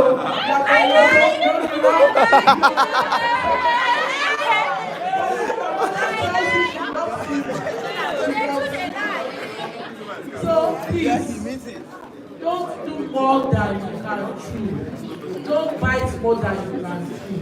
God will help us. So this is just my own humble advice. We are here for you. The embassy is your home. There's nobody. Yes, it is. That's the simple truth. We are here to serve you. We are technically here because you are here. Without you, I cannot be here. Without Nigerians, I cannot be here. So every Nigerian is valuable.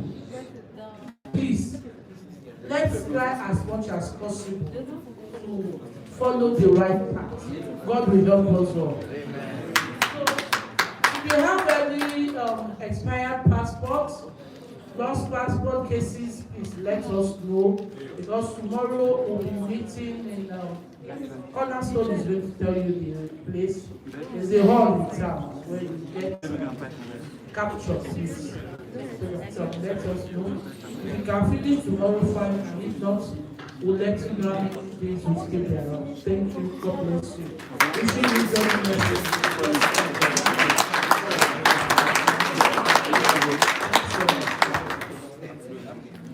Well, I would like to sincerely apologize for the error I did. I'm very, very sorry. Okay, we have a very important announcement right now. The embassy tried to make life very easy for us, especially us, the graduating students. So they provided POS machine here. So if you want, not only for the students, but for the alumni and also for non-students, if you have any consular issues that you need to settle, you can pay right now. They will issue a check. Anytime you feel like going to embassy, once you book, you can go to embassy without any having a problem of payment again. So they will be here with that POS. You can make a payment fee of 2,100 rupees. Am I right, sir? Yes. So you pay 2,100 rupees for consular issues and everything. Now that's all. So thank you. Our speakers have spoken. I believe that will make use of that. Thank you so much. Now we get to the most important part here. This one is very, very important. But as an association, we have continuity and kingdom power. So we are going to, it's now time for the election. It's now time for the election, and I'll invite the head of the election committee, Mr. Maxwell Parker, to give us the rules and regulations for the election and how to invite the contestants. Thank you, you're welcome.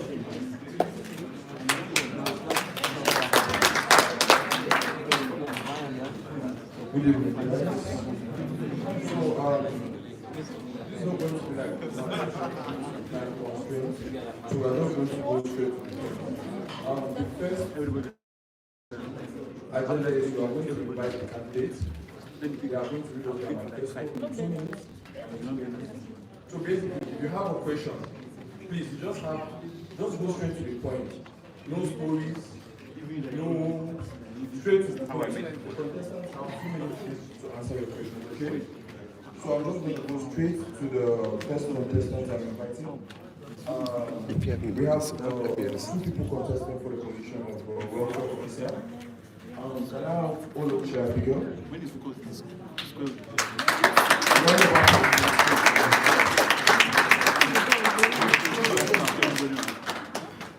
Adibalo is one, okay?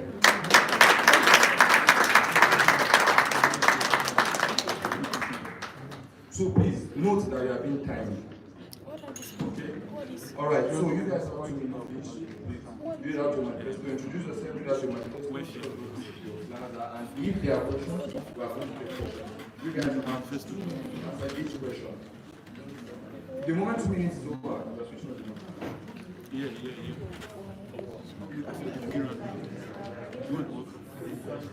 Abigail Election.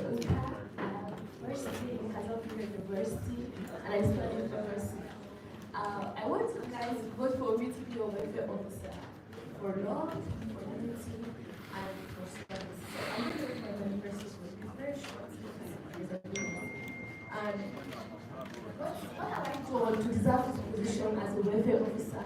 First of all, I personally have played a very active role in securing Padback students who are in Nigeria, because they'll be having Padback for October, November, December, and they've not been paid their stipend, so I've actively pursued the cause for FSB to reimburse them for internet charges, and I've personally sponsored a few. And secondly, I actively participated in organizing this wonderful program, you all can do.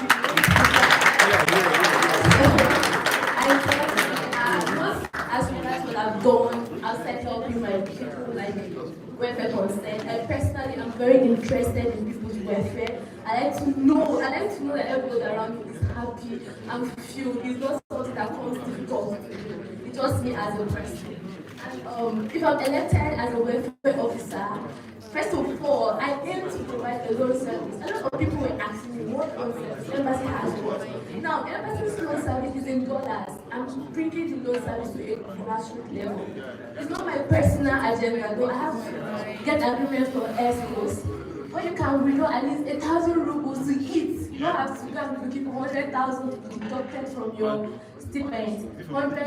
1,000 rubles, 2,000, just eat for a week until you get paid or that is my major manifesto. And also secondly, the unity among Anssir. I can't do it alone. I also need your help and the help of other experts. But also something I want to actively work on, providing information to everyone, which is in collaboration with the PRO department, making everyone come together, organizing events, which I was not doing.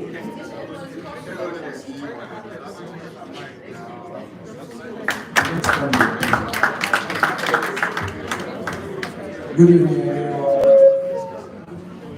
Good evening, everyone.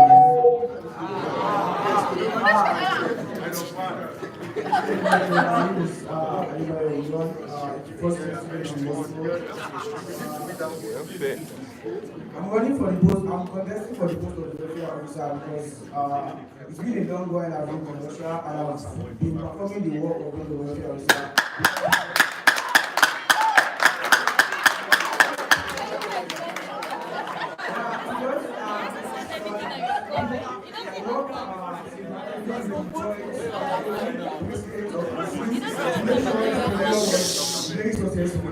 Yeah, he's very satisfied to that. So to continue with that, I live in Moscow and students here. I can say 2 of 5 FL students can say that I've been available for them without being a welfare officer. Yes. So the reason why I'm here starting today is to make it official and widen access to students that have not been able to be their welfare officer. So being elected as welfare officer, it makes me legal and official to be their welfare officer under the umbrella of Anssir. And also to make something under the umbrella of Anssir, we have outlined the first thing to do is to make sure every student in the university, their welfare is being reported to the General Secretary, and the General Secretary is making sure that this report is taken to the President, and every expo make sure that the embassy living in Moscow and the Secretary make sure that the embassy get this report and they work on it every single month. And also, we are going to make sure after the election that there is an hotline that is available to every Anssir student in Russia, and they can always contact us whenever they have any issue. This is just past. This is when we have an issue. that way, even if you don't have issue at all, I single-handedly as a medical officer, you make sure you are being checked on every single month to give the report to the general secretary.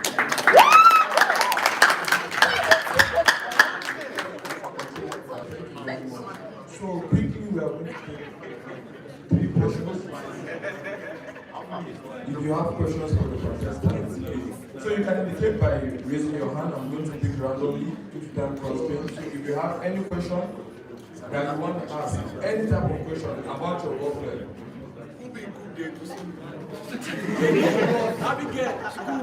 Okay, so quickly please, just raise your hand if you have a question.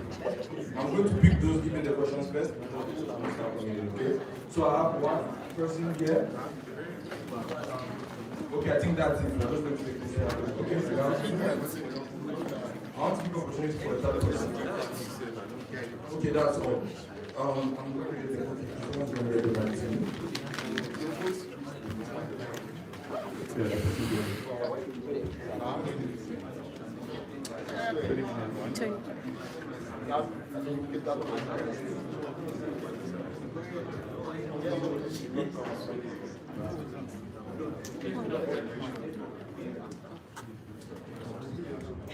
Alright, good evening everyone.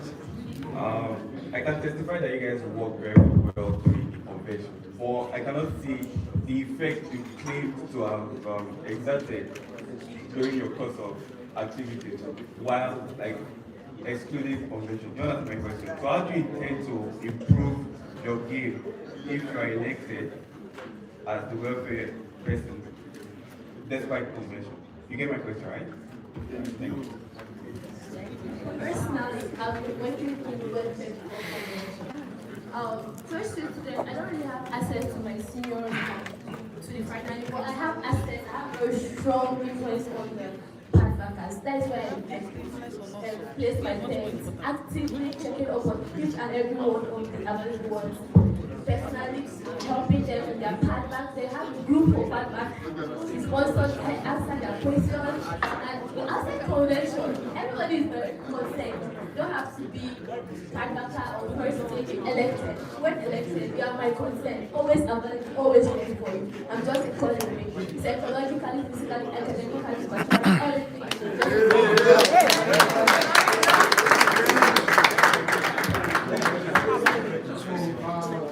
Just make your answer short. The applicants can attest to the fact that having support, having total support to education while he's still president. So which means you can, whatever the president is doing was part of my job without being very helpful.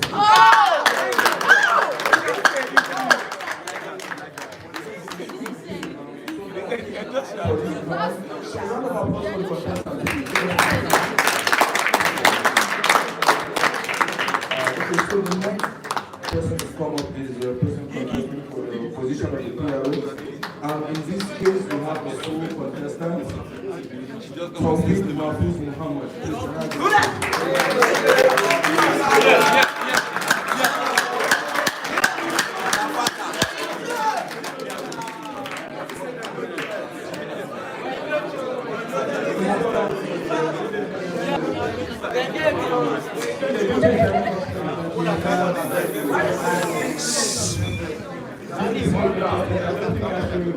Take much of your time.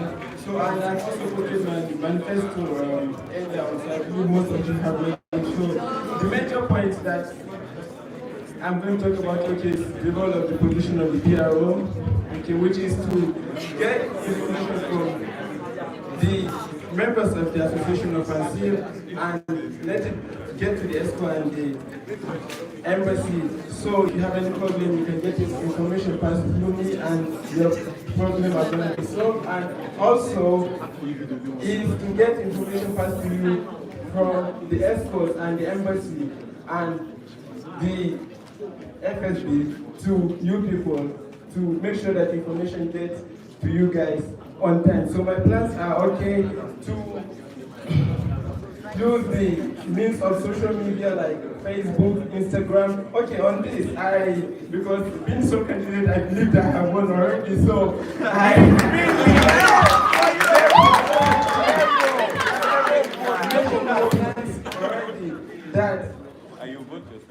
request from you guys is that you guys should ensure that you guys use effective use of our pages, Instagram, Facebook, Telegram. You guys should make sure you subscribe to those pages, follow information. Also, we are planning with, because I believe that each and everyone contesting for each post, like for the welfare, for the president, for the vice president, for each post, we had a screening earlier on before coming here. So, and I heard each and every one of them state their plans and what they had in mind. So I believe everyone that you vote for is an effective and diligent candidate. All of them can deliver. So that's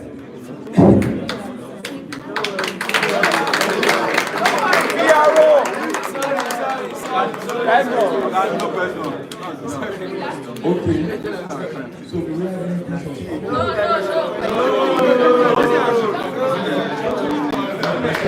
All right, thank you very much.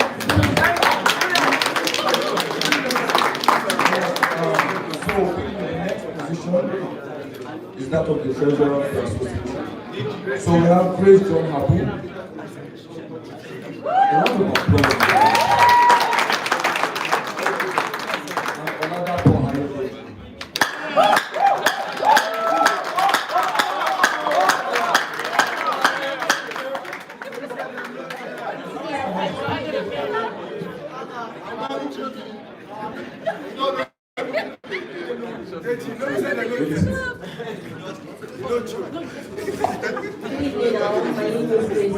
I'm a second year student of astronomy at University, and I'm someone who likes transparency, especially when it comes to finances. And I believe that if you want change somewhere, you have to be the change.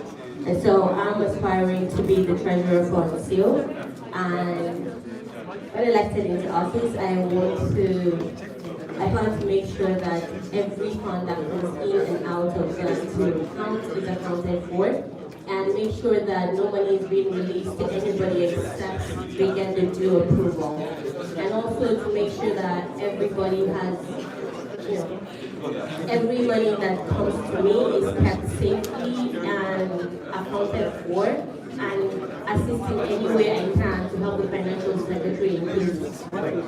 So I do believe that if we really want things to change, we have to go out there to do it. So thank you very much.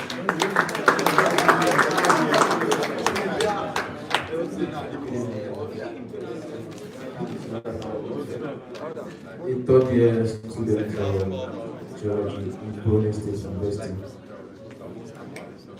I am currently occupying the position of the Vice President of this association.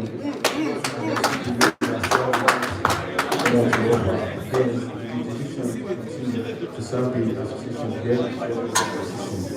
If elected as the treasurer, some of the plans I have for the progress of this association: provision of loans to Anssir independent of the embassy by setting up a mini account. Secondly, provision of financial assistance also to Anssir. I also plan to work together with other executives to create a more efficient and active body through the organization of more events like sports competitions and more award events like award nights. With my current position in Anssir, I believe I have demonstrated a good level of capability in handling the affairs of this association. Hence, I believe I am in a good position to steer the association to greater heights. When elected as a treasurer, I promise to carry out my duties with all transparency, honesty, and diligence. Also, promise to ensure all funds of the association and its members are managed efficiently.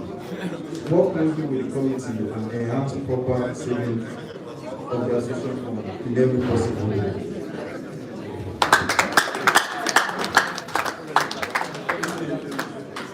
Guys, the boys in the back. You guys are making noise. Okay, so we are going to take 3 questions. I know this one question will be money people. So please, if you have questions, can you just kindly indicate by raising your hands? Okay, we have one.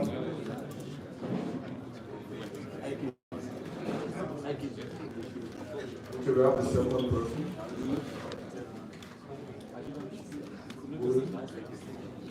All right, we're going to take the two questions. All right, we're going to start with Gabriel. My question to the two candidates is, why do you feel you are the most suitable candidate for the job? That's what he just said. He just talked about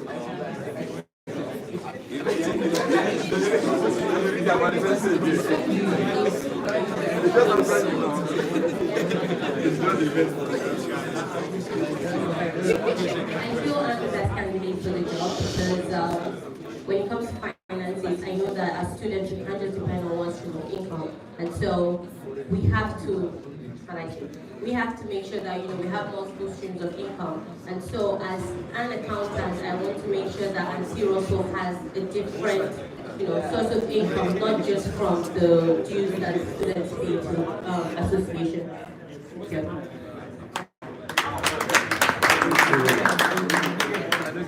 I feel people worthy of this post because I have the experience. In my earlier speech, I said I'm the present vice president of this association. I've worked with a lot of big negotiators and here today. Actually, being the treasurer of this association, I know it requires a lot, and that's why I'm trying to put more and put more efforts in this thing. When reading my manifesto, I said I have a lot of things in plan for this association. I hope to give loans to students, union loan to students that needs loans, that needs help without contacting the embassy for it, so that I feel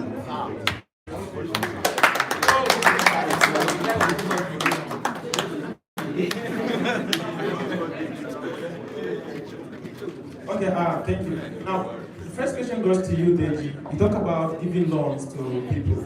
Do you think that with $50, if someone asking for loans or something, do you think that you can share the loans to people and the money remaining in the account will be okay? And the other thing is that after giving the loans, how will you collect the money back when the money didn't pass through the embassy? Don't that to be a problem for you?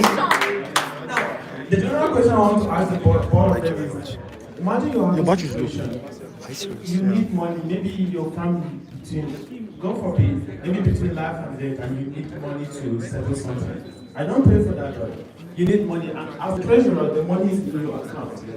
Maybe you have $10,000 in your account for the association, and you need money to save something very, very critical in your life. Would you touch the money? Yes or no?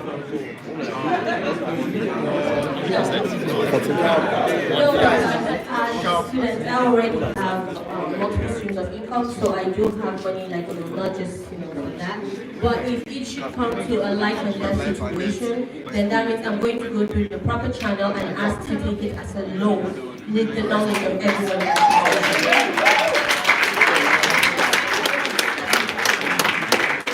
It's the student's money, it's not my money.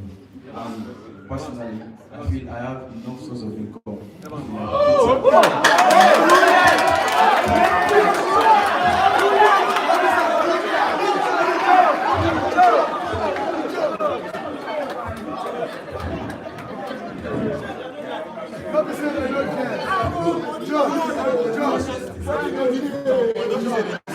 I said you need loan, not like embassy gives loan of $500, and if you have a good reason, they can give you up to I don't know, maybe $1,000. So the person can give even $50. Yeah, that's what I'm saying. That's why I said it's mini loan, not big loan. Okay, talking about how to retrieve back the money. We all know the answer, right? It depends on trust. We have to trust each other to an extent. And when student comes in, probably all this thing we discuss with the embassy, maybe to